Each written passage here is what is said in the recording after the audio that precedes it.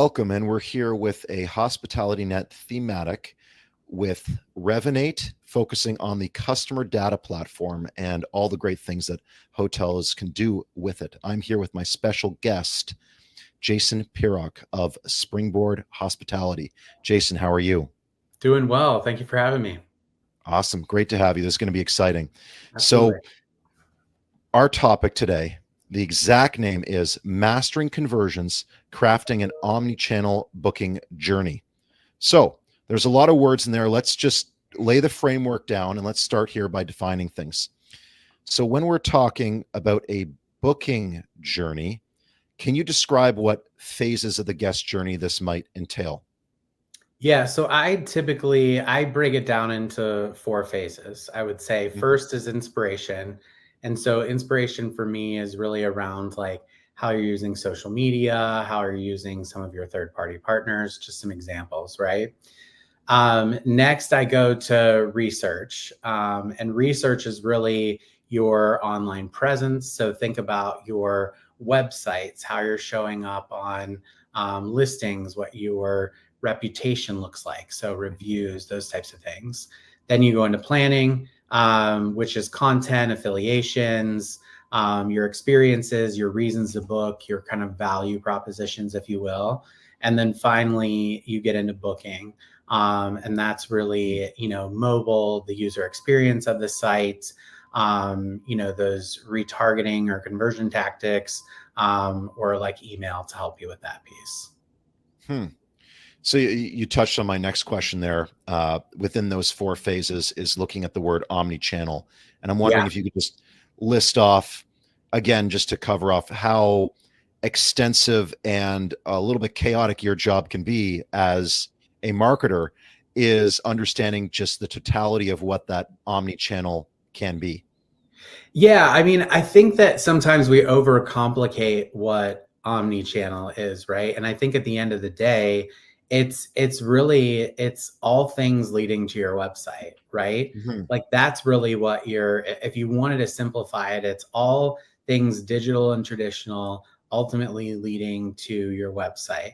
And I think that mix of those channels is really around what you're trying to achieve. But things that could be included in the omni-channel mix could be things like, PR. It could be SEO strategy to drive organic traffic. It could be content. It could be social media, prospecting, retargeting, programmatic.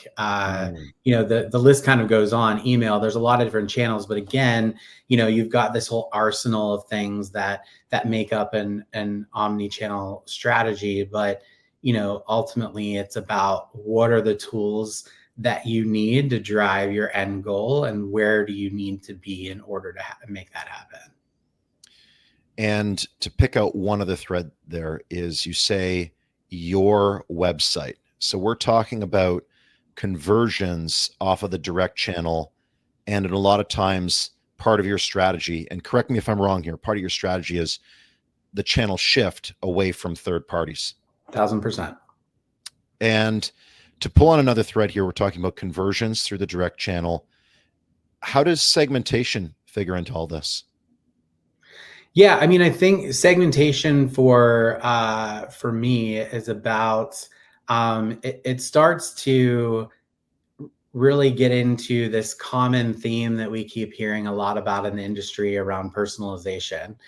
And, when I hear personalization, I do think it, in a lot of ways, synonymous with segmentation. And segmentation can be, something as simple as, are you targeting?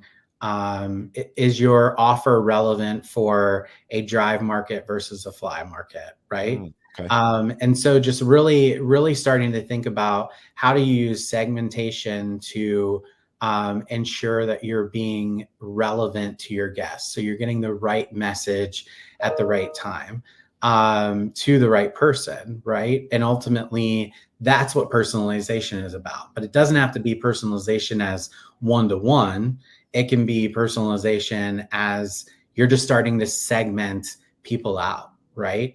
if you're running a resident offer for a state, you're not going to send that to everybody. You're going to send it to the state that the resident offer is for, right? So that's how I think about like segmentation and how you can use it.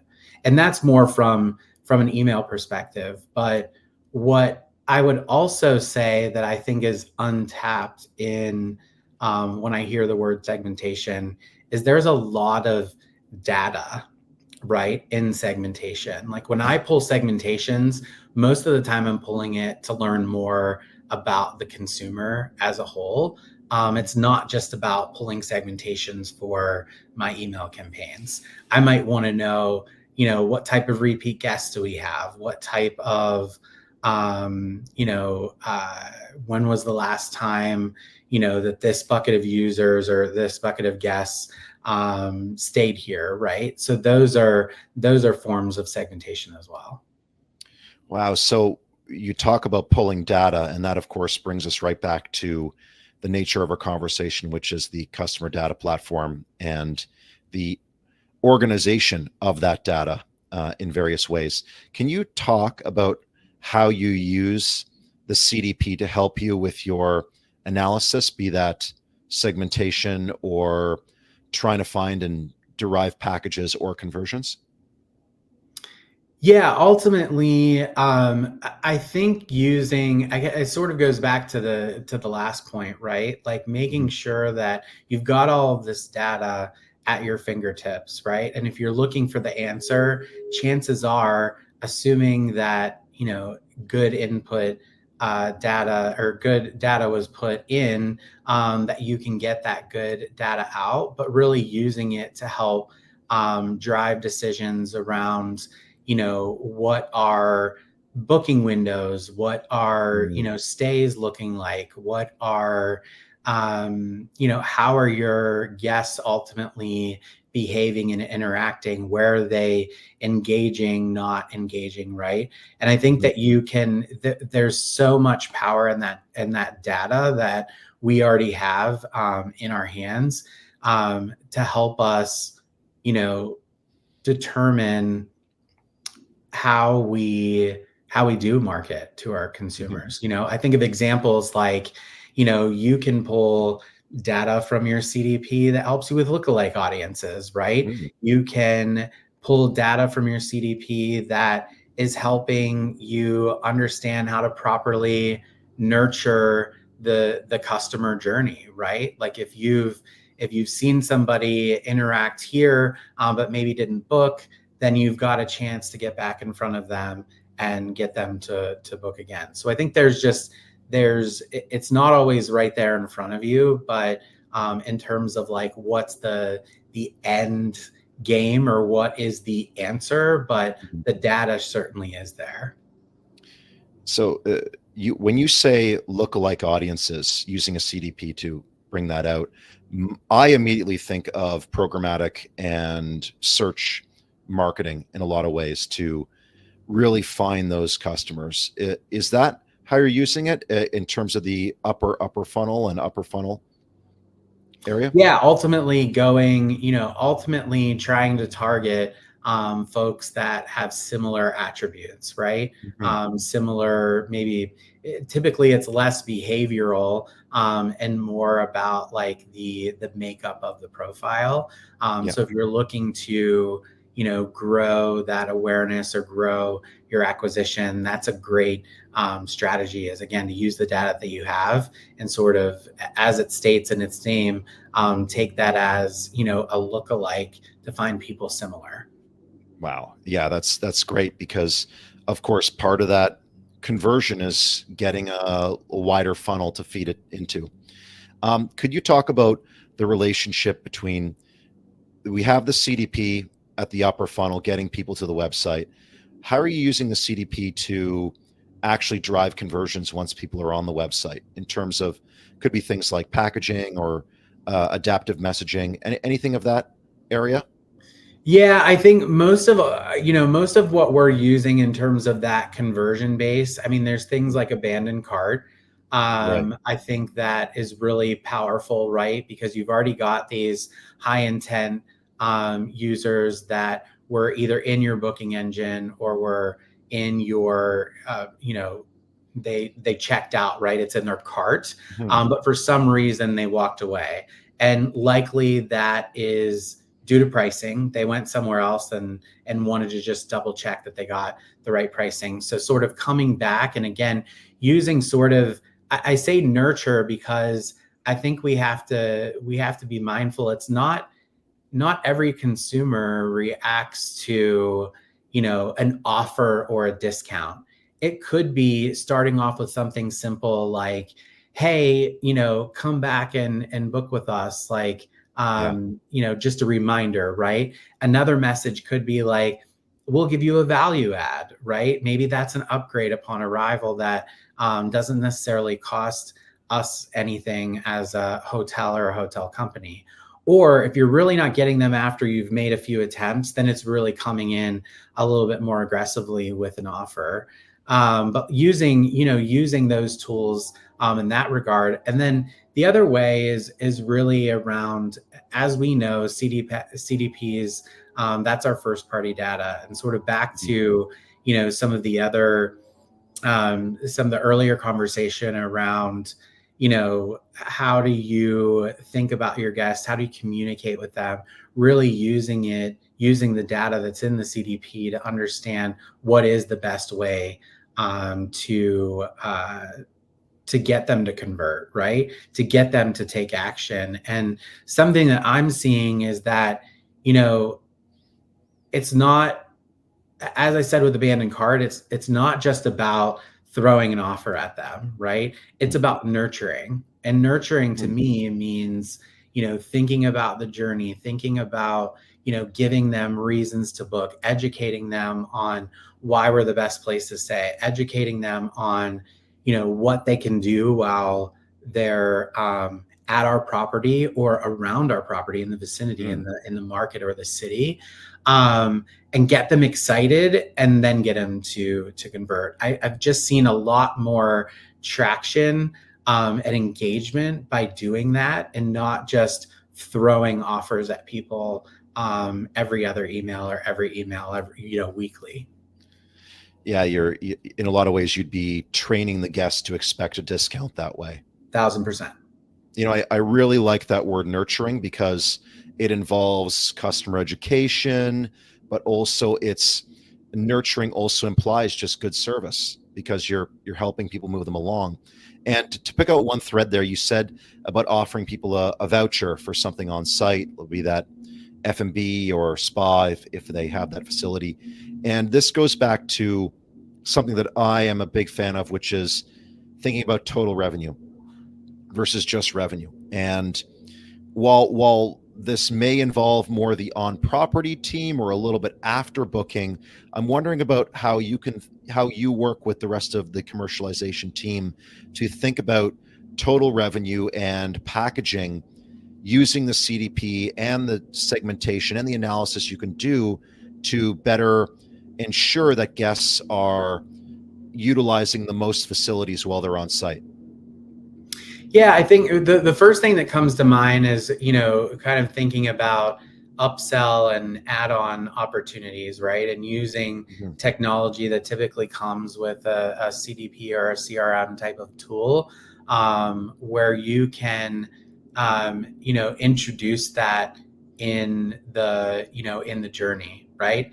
And that could be, typically I see it in pre-arrival or, post-checkout, where you're really starting to introduce like, hey, these are the different offerings that we have, or, we've got these, like at one of our properties, we've got, fire pits, and we do s'mores kits, and we do, they end up being like almost like cabanas in a sense, right? Like they're like prime real estate, like VIP spots essentially next to the pool.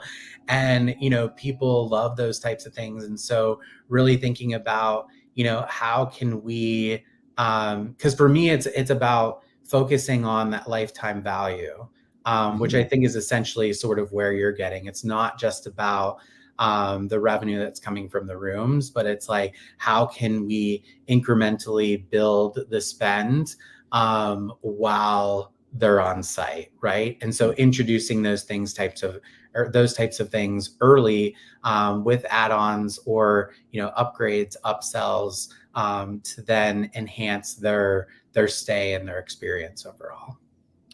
Yeah. And now you introduced another term, lifetime value, customer lifetime value. Little bit of difference between those two metrics, but what I Sure. love about those two metrics is that they're measuring not just the entire single guest journey, but guest journeys across multiple stays and multiple properties.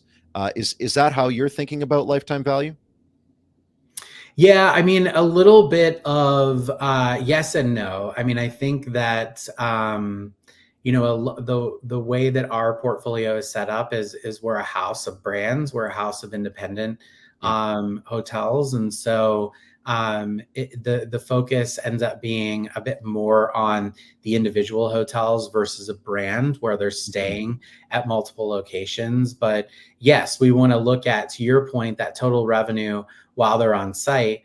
But also, how do we think about getting them coming back on, having a great experience, coming back, multiple times, that loyalty, that repeat guest to get us to that lifetime value. And I think it's something that we as an industry probably don't focus on enough.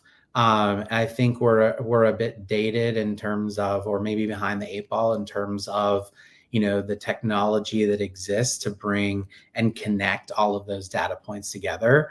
But it is a great way to really measure the effectiveness of what you're doing, especially when it comes to loyalty, which is something that we should all have in mind. Well, another word you mentioned earlier was the word incremental or incrementally, and the whole thing with a CDP is that it's bringing the data together, and then it takes really intelligent people such as yourself to ask the right questions of that data in order to guide commercial decisions. And I'm wondering, within the context of the word incremental, if you could talk about some of the initial steps you've taken with the CDP in terms of that data analysis and integration, and what your vision is for the future uses of the CDP now that the data is coming together in ways that you can interpret it and ask really detailed questions.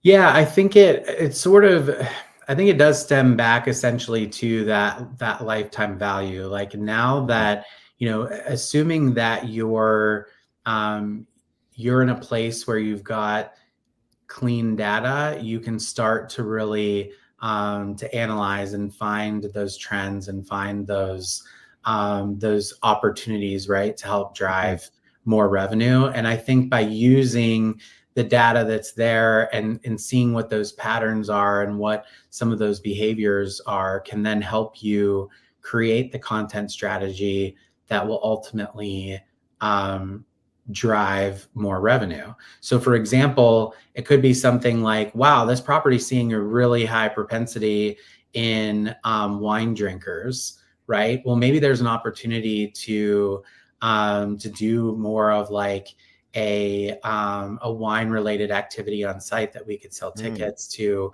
that ultimately is driving more overall revenue for the property. So I think those are ways that we can start to get a little bit more, have a little bit more fun, right? Yeah. It's just a Well, wine matter is of, fun. yeah, wine's always fun, of course. Yes. So I'm wondering if you could break that down, because obviously I'm a big wine lover and I'd love to see more events like that. But if you talk about the actual data integrations there, the actual plumbing of all that, are are you pulling data from the POS via the CDP into a CRM? Can you talk a little bit about the specifics there, the blocking and tackling of how you'd set that up? Yeah, I think the way that you'd have to really think about it is, what are outside of rooms, what Mhm. are those touch points that guests are interacting with on site, right? And so those buckets typically would be, to your point earlier, spa. I think Mhm. there's, outlet in terms of restaurant or bar.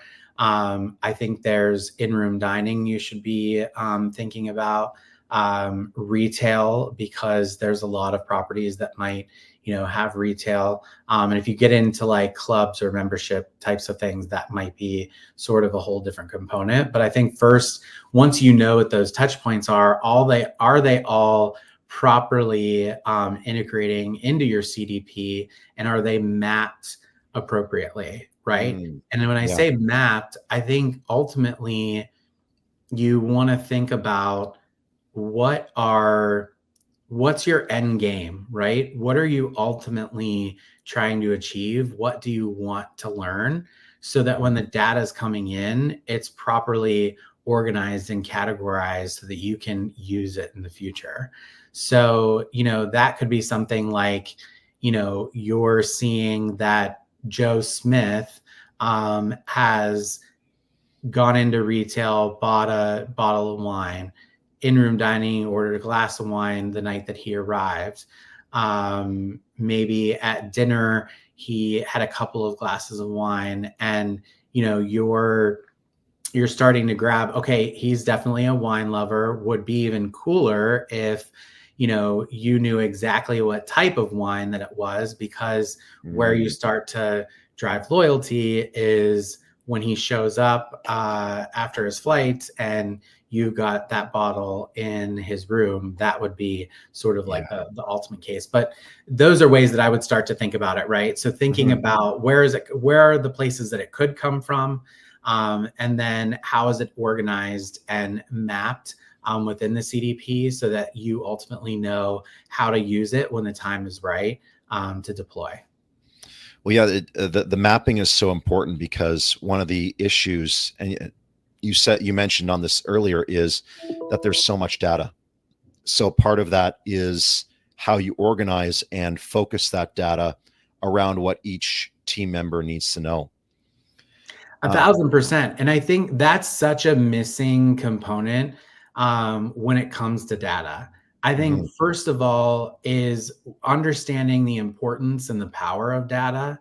I think second is consistency in how you're tracking and tagging, so that you can at least see the data.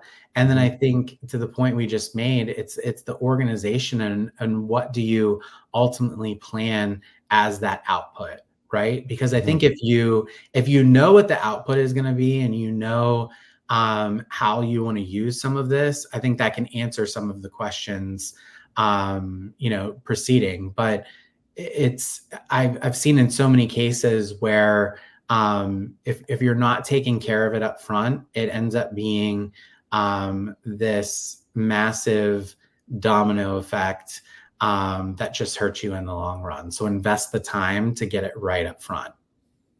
And yeah, that's the measure twice, drill once mentality. Right. So how do you, if you're planning, you're strategizing the mapping of the data, what's your process for coming up with the best way forward? Yeah, that's a really good question. I think that, ultimately, you want to pull out what are your key categories, right? I think at the end of the day, I think of buckets like zip code is more important than address, right? I think of, if you've got an attribute field, depending on how detailed you can get, because you got to be mindful too. You don't want to get so detailed that, you've created all these unnecessary sort of nuanced fields. You do want to still try to find some ways to categorize and bucket it. So I think that maybe the best place to start, and I'm thinking on like an individual hotel level, is do you know the persona of your ideal guest, or what your guest is today? And if you don't, map that out, right? And I think there's ways that you can start to kind of think about that with data that you do have, and then thinking about who you ultimately want to attract, and then sort of from there, break it down to help you understand how you might want to lay out some of that mapping.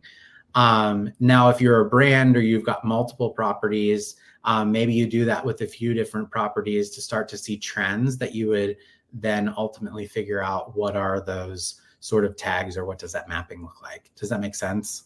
It makes perfect sense to me, especially, when we're thinking about the development of segments and personas and how that can be a lot more data driven nowadays than just, weather vane looking around to try and go about that. And also the 20th century assumptions about the three main segments of group, corporate, and leisure or leisure transient. I'm wondering, there is an emerging main segment that the CDP can really help with, and that is bleisure or blended travel. Can you talk about some of the ways that you're thinking about using the data to better target those segments for your hotels? Yeah, I think that, length of stay or extended stay, I think is a really simple, easy way to sort of hone in on that. And I think that, we always talk about, I feel like the industry is always looking to solve for, midweek, right? Or those lower volume kinds of days. And I think that using your CDP to understand what types of people are checking in on a Sunday, or maybe or checking out or checking in on a Sunday, or checking in on, checking out on a Friday, or checking in on a, oh my gosh, I'm going to go back. Checking out on a Sunday or checking in on a Friday, right? Like Yep. those are things that you could kind of look at and see if there's a way to entice them to come in a little bit earlier, stay a little bit longer, right? And I think that can help drive. Typically, that's going to be more of a bleisure guest. They're coming in for a conference. They maybe want to stay a little bit longer, or they're coming in for a meeting and you're trying to entice them to come a little bit earlier. I think that those are the types of things that you can look at within your CDP, and then ultimately create that story. Right? Yeah. Create that story around why,